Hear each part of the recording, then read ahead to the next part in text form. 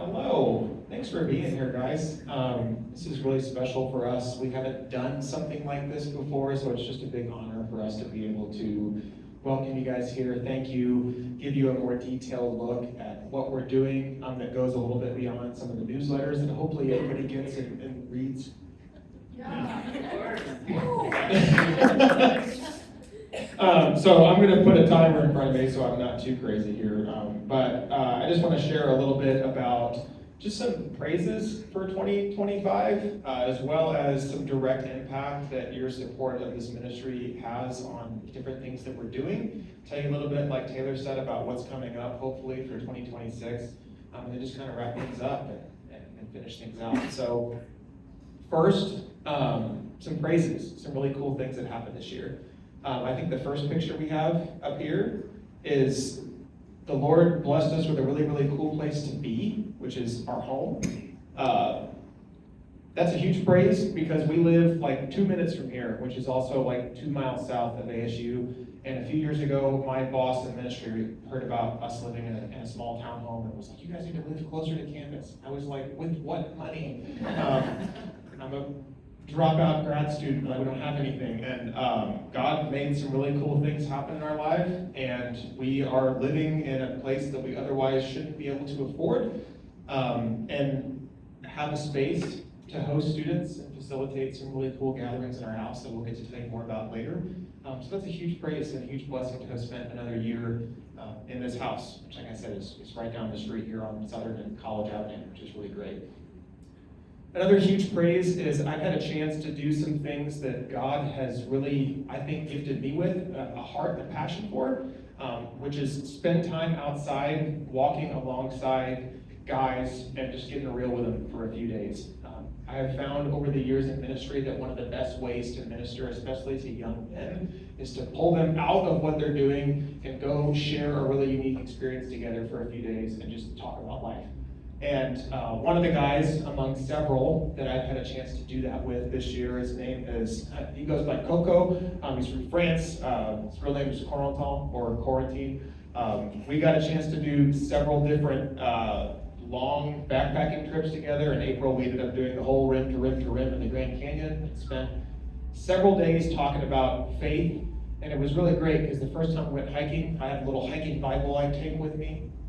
And he looked at it and he goes, "Why are you hiking with the Bible? Is it going to protect us from wild animals?" And I was like, "No, that's not why I hike with the Bible. It's just where I feel the closest to the Lord, and I really believe that the Lord reveals himself in creation."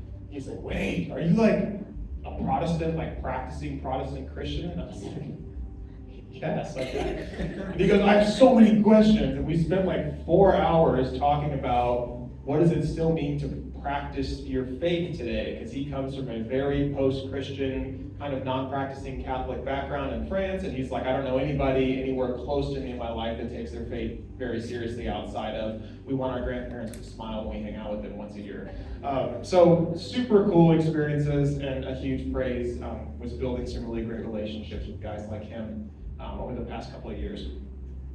Beyond that, another praise is, if you have seen some of my prayer requests this year, these are two of my best friends that I've ever had in all of my years in ministry, and they're current students who are here now, and so they're current friendships with people that are here close to me. The guy in the middle, that's Herman. Herman is from Macau. There's a good geography quiz for you. That's right across the bay from Hong Kong. Herman left to go home for a 2-week trip at Christmas break to visit his family, and got stuck there with visa processing issues and was there for almost 9 months. And the really huge bummer in all that was the night before he left, he and I hung out at Fate down the street, and he opened up and said, "Aaron, I've been working my entire life on my PhD and undergrad towards being a professor, and I'm now realizing I don't know if I want to do that. I like simplicity and pace of life here, and I'm really afraid to go back home and be a professor. How are you grounded? Where do you find hope and excitement for the future?" And we talked about faith for the first time. And the next day he jumped on a plane, and I thought I was going to see him in 2 weeks, and then he was gone for a month, 2 months, 5 months, 8 months. And for all of this year, I've had a prayer request on my page for something to work out and for Herman to come back home. And at the end of August, I got a text from him. He's like, Aaron, you're never gonna believe the email I just got. And I was like, bro, you're coming back. And he's like, yes. So he came back in mid-September. This was the first photo that he and I and my friend Matthew took. All three of us are very close, and it was just a really, really good day. So a huge praise is that Herman is back. We've had a chance to spend some very meaningful time together in the short time he's been back here. I just took him backpacking a couple of days ago, and we really got a chance to reconnect and catch up on how life and faith are feeling for him, which is really special. The last thing, a huge praise. As our current network of students expands and some of our resources with staff do, this was the first year that, since I've been a part of the local ministry here, that we were able to host a giant retreat during the ASU's fall break time, where we had something close to about 50 to 60 students that went up to a camp in Heber Overgaard, owned by the Salvation Army, called Camp Ponderosa. And we got a whole batch of students from a lot of different places: Indonesia, India, Uzbekistan, Saudi Arabia. Got them together, hung out in like very church camp style, kind of, bunk houses, recreational activities, the whole thing, and had an opportunity to share the gospel with everybody over the course of several workshop opportunities, small group environments, and it was a huge success. And then we found out after the fact that the dates that we had booked for this with Camp Ponderosa were outside of their normal operating hours. They don't typically do Sunday, Monday, Tuesday. They typically do Thursday, Friday, Saturday, Sunday. But their camp director asked about what we were doing with the space because I requested halal and vegetarian food, and he was like, why do you need halal food? And they believed so much in the opportunity for these students to hear the gospel that they brought in additional staff and opened up the camp for us beyond their normal operating hours, which was super cool. And they were so excited about the experience that they've already booked us for next year. So this is something that we're hoping to continue, that has required some additional support from some of our local partners and churches, and that's just been an amazing experience to be able to have. So beyond this, I'm going to have to pull my wife away from the table in just a minute so she can advance it up to the next slide. But those are a couple of huge wins for us this year and huge praises. I want to move on to support impact of what you guys helped do directly and what you're continuing to help do as we kind of transition to vision and things like that for next year. I'm going to have little slides that break these all down, but essentially the big things are home group gatherings, driving lessons, which I'll share about in just a little bit, some of our local leadership team developments and new things that are going on, particular seasons of discipleship that I'm in with some young guys, and then finally the returnee side of ministry, which I don't feel like is talked about a whole lot within international student ministry as a whole. So first of all, we mentioned our house. I showed you the picture of our house. One of the things that we were praying for when we asked the Lord to provide us a space close to campus student ministry was the agreement there was we'll use it to host people if we have the space to do it. So we have the space to do it, and we regularly have people in our home, and that's been a huge blessing. And what a lot of the support contributes to is being able to keep a house that can regularly 2 to 3 times a week host various student gatherings. Tracy mentioned Sunday lunches. Kyle mentioned some Sunday lunches. That's a picture of one of our Sunday lunches. We host a small group at Grace once a month that's particularly for the international community here at the church. We also have a Bible study group that meets after we play pickleball on Tuesday in the house, and that's just the regular things in addition to the one-off and random things that we also host in our house. That's a huge part of what support is allowing us to do, is feed those people and also just keep the house and the rhythm and the resources to make sure we can facilitate that. The next thing I mentioned beyond that is driving lessons. That's Rhonda the Honda. She's been in our family for 7 years, something like that. That little car has put over 60 international students on the road legally in Arizona. The last almost 4 years of me doing ministry, which has been a really neat, very unexpected experience. But one of the things that somebody told me one time when I stepped into vocational ministries was you just kind of find out how to do stuff. There's random things that'll just kind of fall into your lap, and it's like, all right, I guess this is what I'm going to learn how to do. One of those things has been driving lessons. Several years ago, I had a student that asked me if I knew anybody that could help, and I said, I guess I could, if you're patient with me, and it went well, and he referred me to a roommate, who referred me to a roommate, who referred me to a roommate. Next thing you know, this group of 4 guys has all got their license, and they took me to dinner after they graduated, and they handed me an envelope, and they had a $500 check in this envelope, and they said, thank you, please keep doing this, because driving schools are really unaffordable, and this meant everything to us. And I was shocked. I had never received a gesture like that from a student. And these guys worked their tails off to send money back home. And so the fact that they thought to do that just blew my mind. And so I took that very seriously. And 3 years later, I think I'm currently teaching 7 or 8 students, and this would take me close to 70 in terms of students that have gone and taken their test. So that incurs a lot of mileage and maintenance costs on our vehicle. So all of that mileage, I'm able to help support with ministry money. So ministry support, I've put probably hundreds of miles in that car a week for the last several years doing just driving lessons. So that's a huge need for us and something that continues to grow. So that's really big. The next slide is a cool slide that's got 2 very special people in it. We've had some really cool opportunities for the student club on campus. So the organization that I work for is called ISI, the organization that we work for. The student club on campus is called ISC, so it sometimes creates confusion. But we have a student club on campus that allows us to use ASU resources and rent spaces on campus and things like that to reach students through a variety of activities. We finally, after several years of praying for it, have student leaders in that organization that are Christian student leaders who are interested in the same mission and vision that we are in reaching international students with the love of Christ. So the young lady on the left there is one of those Christian ladies from Indonesia, and we've had some new life kind of breathed into our student club, which also requires us to support it with more resources. And then we've also had a growing local staff team. So she's talking to, on the right, Avery, who's our newest full-time staff person, who also happens to be here in the middle table. Hi, Avery. So yes, we have some really cool things going on locally with our team.